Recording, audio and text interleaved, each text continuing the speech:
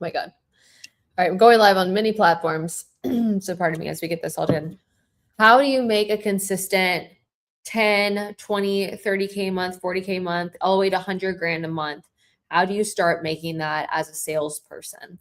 And today we're going to go into this. You're going to have to bear with me because I am so sick right now, but I'm committed to transformation. So showing up today, I want to give you guys this training because it's almost Christmas time. And I see a lot of times sales reps get a little anxious towards the end of the year because you're like, oh shit, like it's time to make money. It's time to bring things across the line. And then you're also noticing that people are canceling appointments or they're not showing up or they're giving you the bloody, oh, I'm going to wait till next year type of bullshit objection. So let's go into a couple things that you can do today, as well as some of the other students that have gone through my training program.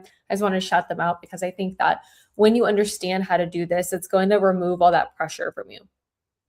It's going to remove the pressure of like having to perform, the pressure of not really knowing whether or not you're going to make sales, because you're going to remove the numbers game belief out of your mindset.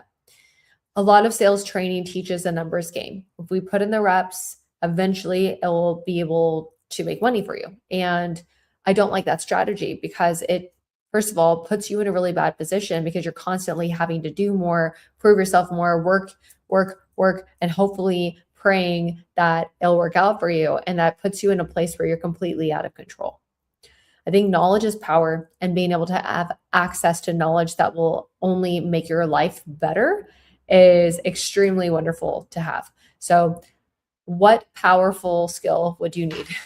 Sorry, my brain is not working today. My God, my brain is not working. What powerful skill would you need? Your ability to sell, your ability. Oh, and then also for everyone on live, please let me know if you can hear me, because last time I was told that you couldn't hear me that well. And if that's the case, then we'll put in my speakers. Thanks.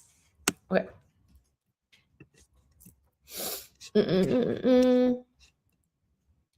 The problem with most old school sales training is that it teaches a lot of masculine pressure tactics, which over relies on talk time, with you as the salesperson having to prove yourself, having to be good enough or say the right thing or say it slick enough in order for somebody to take you seriously, in order for somebody to buy from you.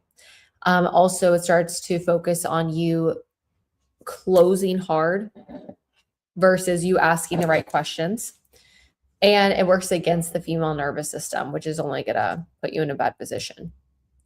Everyone's saying that they can hear me, so there shouldn't be an issue. Okay, cool. Just in case we go louder. Thank you. Can you hear me better now? There we go. Okay. What the hell is RED? RED is our methodology. RED stands for Real, Empowering, Disarming Questions. It is a decision guiding framework. This is going to allow you to understand how to take any person, any buyer, through a series of questions that will get them to want to buy from you, which is a really powerful thing to have. Again, knowledge is power. Let's say I can take anybody out there and ask them a series of questions and find problems. And if I can be the person that solves those problems, I can make any person buy from me. That is how powerful this RED framework is. That is how powerful it is for you to be able to have access to this information, because it will literally change your career. It will literally help you move from being up and down, having consistent months and then non-consistent, to where you are consistently bringing in cash. I was looking back through some of our clients and stuff that I have gone through this. One of my favorite, her name was Reem Benchar. Reem Benchar came to me freaking 6 months pregnant, owning her own business. She was doing fairly decent. She was making about 25 grand a month in her business. And I looked through all of her sales stuff and I noticed that her script was like super masculine, super outdated. I rewrote out her whole script, taught her RED.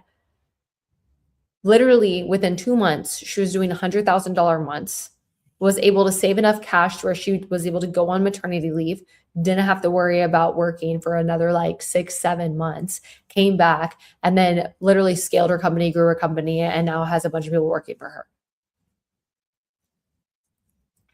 All with just changing her script. Like, that's crazy. Can you imagine working your business for a couple years, not being able to get over a certain amount, and then all of a sudden you change your script, you learn a new way of talking to people, and now all these people are buying from you? Like that is the power of RED. That is the power of what happens. You know, I met another girl, Amanda McDonald. Amanda McDonald, high ticket closer. And we train all industries. So we train anywhere from B2B, B2C, door to door, B2G. Like it doesn't matter. I'm going to give you a few different examples. Amanda McDonald, though, literally almost got fired. Okay. She came to me about to get fired. So the way it works with high ticket sales is that you're getting putting on a calendar. You're put on a calendar and they are evaluating you, evaluating your calls. So she is doing her thing and she's not closing. So they tell her, they're like, hey, you're officially removed from the calendar. We can't give you any more calls because your close rate's not high enough. Right? Well, they told her that on a Thursday. So she still had 4 calls left on her calendar. The next day, she closed all of them, piffed all of them, right? With our new training, with going through everything that she went through with us, learning RED. And then they went through and evaluated her calls and they're like, what the hell did you do? This is completely different. You didn't sell like this before. And she's like, I know, I learned RED.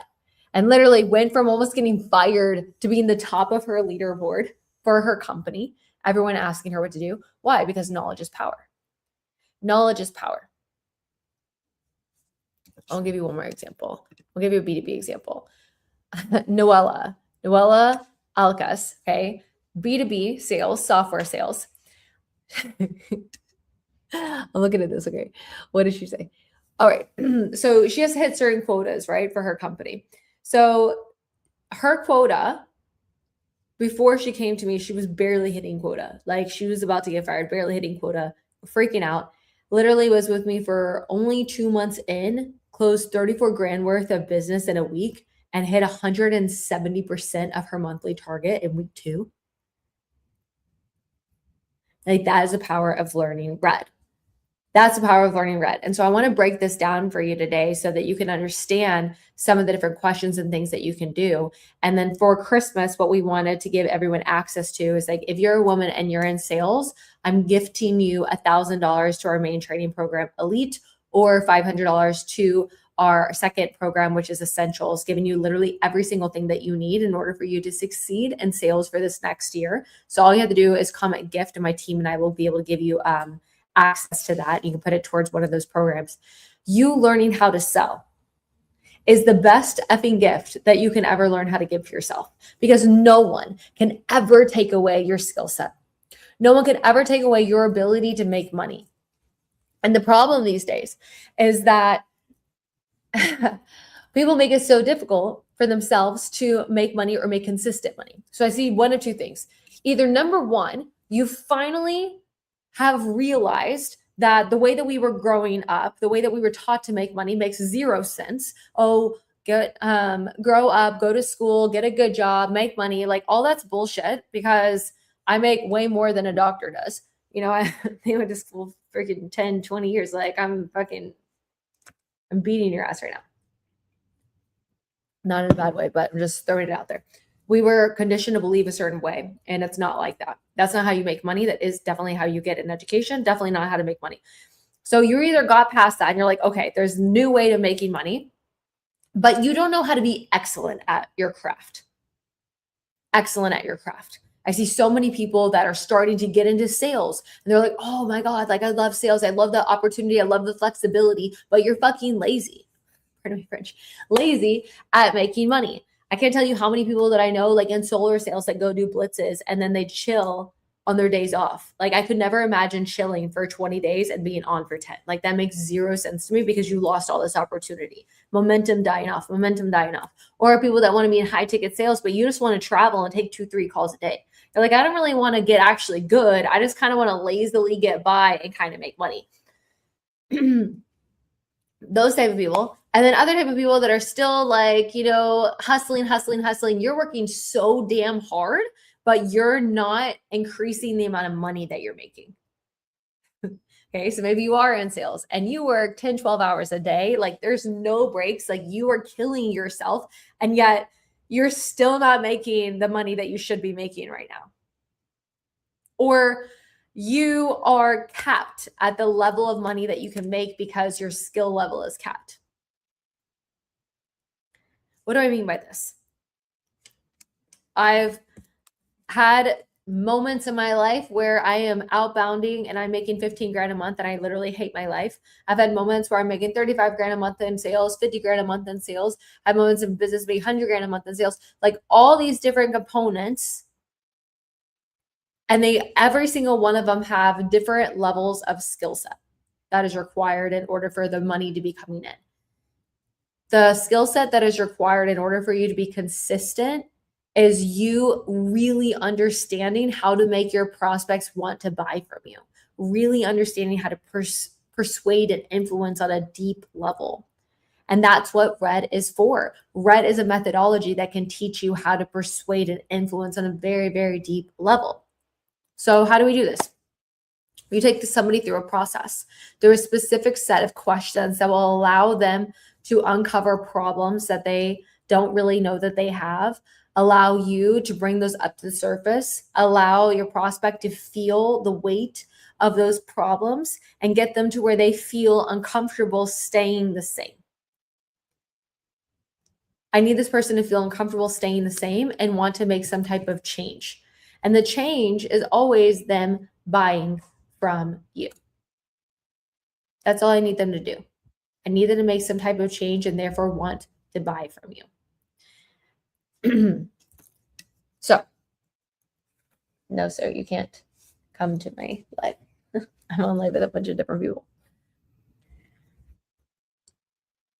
Here's a couple of tricks that I think, well, not really tricks, but here's a couple tips that I think that you can utilize in a sales call to make somebody want to buy easier. The first one is to find deep levels of pain. Whenever you're asking somebody about pain, normally the answer that they tell you, even if it sounds painful, isn't really the real answer. I need to be able to go deeper.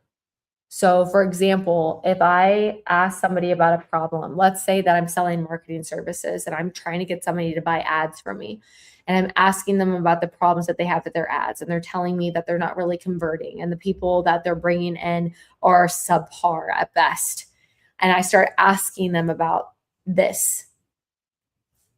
How much money are they wasting on this? How many leads have actually been able to be brought in? How many are converting? Well, has your sales rep said anything about this so far? Have you lost anyone because of this so far? Do you like the amount of clientele that's coming in from the ads? Well, how come? And they're telling me, oh my gosh, well, it's just so awful. Most salespeople will take, oh my gosh, it's so awful, and leave it right there and then continuing to go with the call versus digging. It's so awful is not enough pain to get somebody to want to buy. It's so awful, and you asking in what way? How is this directly affecting your sales team with you not having leads coming in like this? Can you describe that further to me in detail so I can understand what's actually going on? How is that making you feel with your team saying this to you? Like, there's so many different layers there that I can go through if I have a willingness to be patient and to actually listen. So that's the first thing. The second thing is that most salespeople are trained to work through objection handling instead of objection prevention. I love R.E.D because it shows you how to not have sales objections. You shouldn't have a bunch of sales objections at the end of your call. If you have a bunch of sales objections at the end of your call, that means you triggered a lot of freaking uncertainty in your prospect. At the end of a sales call, your prospect should just be like, how do I pay for this? If they're not saying that, then that means your skill set is not where it needs to be yet. If you are constantly playing a numbers game and you're closing less than 75% of your calls, your skill level is not where it needs to be. A good closing ratio is like 60 to 70%. If it's not there yet, your skill level gets to grow. It gets to change. You get to learn. You get to become more. Objection prevention is the best thing that you could possibly do to not have to work so hard in your sales conversations. So what I want to do in a sales call is constantly evaluate my prospect. I'm evaluating their tonality. I'm evaluating their body language. If I can see them, I'm evaluating the cadence. I'm evaluating the way that they look. I'm constantly seeking red flags. I'm constantly searching for anything that could possibly go wrong. I'm looking for subliminal cues that will tell me if this person is disinterested or put off in any way.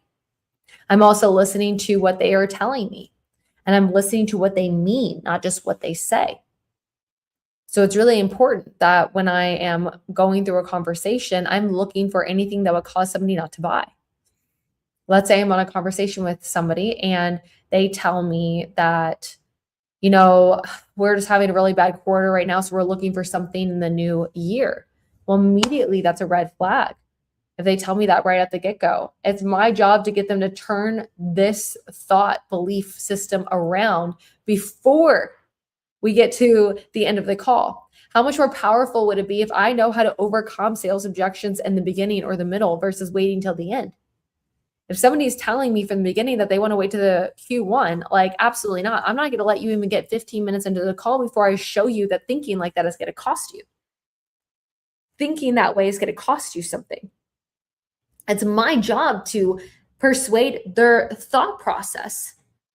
And how do I do this in an integrous way? But I make sure that no matter what, I will only sell to somebody that I can actually solve their problem. That I'm willing to stand for somebody's possibility, stand for somebody's outcome. I can't tell you how many times I see salespeople get nervous for standing for somebody's outcome. I role played the other day online, and people were getting a little sassy in the comments, and they were like, "Oh my God, I can't believe you would say this to somebody." It was literally an AI. It's not even a real person. And I was laughing because I was like, oh my gosh, my team and I were talking about this. We're saying that this person probably has never had somebody stand and fight for them before. And I really believe that's what you get to do as a salesperson: stand and fight for somebody's outcome, stand and fight for what is possible for someone. I am unwilling to believe whatever effing story you're going to come up with as to why you can't buy when I know that this would help you. If I know that you buying this would solve your problems and help you remove pain from your life, from your company, from whatever you're going through, and I don't stand firm and you getting this and I waver, what good is this going to do for you? How would I be able to help you?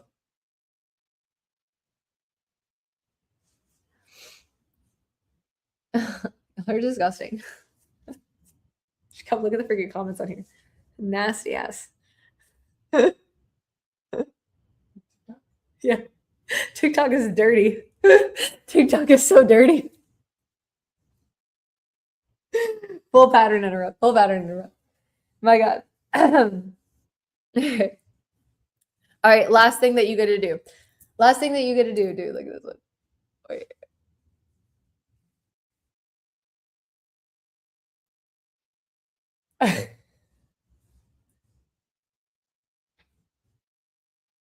How do you not read that? Can't read it? It's fine. It's fine.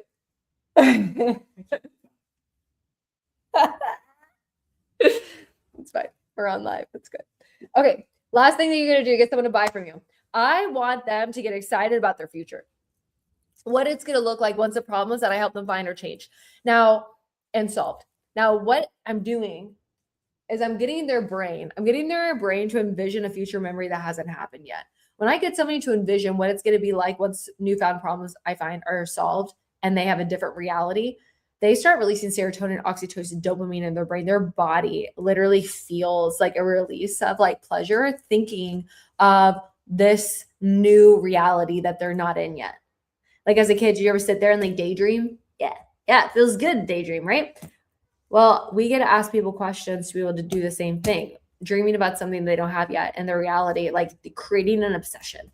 And when you allow somebody to do this, their brain now looks for ways to make that happen. They're now more motivated to figure this out.